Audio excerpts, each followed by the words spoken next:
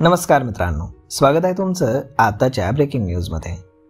मित्रांनो, सध्या भारतामध्ये रस्ते, रेल्वे आणि विमान वाहतूक सुधारण्यावरती सरकारकडून विशेष लक्ष हे केंद्रित केले जाते। रेल्वे वाहतूक सुधारण्यासाठी वंदे भारत एक्सप्रेस सुरू झाल्यात आणि बुलेट ट्रेन सारखे प्रकल्प सुद्धा सुरू केले जात आहेत। नवनवीन रेल्वे मार्ग देखील सरकारकडून विकसित होत आहेत। दरम्यान राज्यातील रेल्वे प्रवाशांसाठी एक अत्यंत महत्त्वाची आणि मोठी आनंदाची बातमी समोर येते। राज्यामध्ये लवकरच एक नवीन रेल्वे मार्ग तयार होणार आहे। पंढरपूर ते लोणंद या दरम्यान हा नवीन रेल्वे मार्ग तयार करण्यात येणार असून या प्रकल्पाबाबतची एक मोठी अपडेट सध्या समोर येत आहे। मिळालेल्या माहितीनुसार या महत्त्वाकांक्षी रेल्वे मार्ग प्रकल्पासाठी 14 गावातील जमिनीचं भूसंपादनही केलं जाणार असून या संबंधित गावातील तब्बल 807 एकर जमिनीचं अधिग्रहण हे होणार आहे।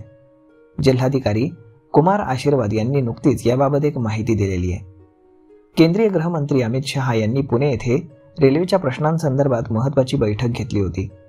या बैठकीतच गृहमंत्री महोदयांनी या रेल्वे मार्ग प्रकल्पासाठी जमीन अधिग्रहण करण्याच्या सूचना आणि आदेश दिलेले आहेत। यामुळे आता या रेल्वे मार्ग प्रकल्पाला एक नवीन दिशा आणि गती मिळणार असल्याचा विश्वास व्यक्त होत असून लवकरच हा रेल्वे मार्ग आपल्याला प्रत्यक्षामध्ये तयार झालेला पाहायला मिळणार आहे। खरं तर हा रेल्वे मार्ग 1925 मध्ये प्रस्तावित करण्यात आला होता, मात्र त्यानंतर हा मार्ग फक्त कागदावरच राहिला। यासाठी प्रत्यक्षात कोणत्याच हालचाली कधीच पाहायला मिळाल्या नाहीत। परंतु आता परिस्थिती पूर्णपणे बदलली आहे आणि हा रेल्वे मार्ग आता प्रत्यक्षामध्ये साकार होईल असं चित्र तयार झालंय।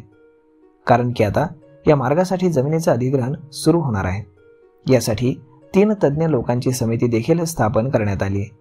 ही समिती या रेल्वे मार्गावरील जमिनीची माहिती घेणार असून त्यानंतर मग या रेल्वे मार्ग प्रकल्पासाठी जमिनीचं अधिग्रहण सुरू होणार आहे अशी माहिती मिळते। खरं तर पंढरपूर लोणंद रेल्वे मार्ग हा 1925 मध्ये म्हणजेच इंग्रजांच्या काळामध्ये प्रस्तावित करण्यात आला होता। परंतु हा मार्ग इंग्रज काळातही काही पूर्ण होऊ शकला नाही। परंतु त्यावेळी या मार्गासाठी जमीन ताब्यात घेण्यात आली होती आणि त्यावर CR असं देखील दगड लावण्यात आले होते।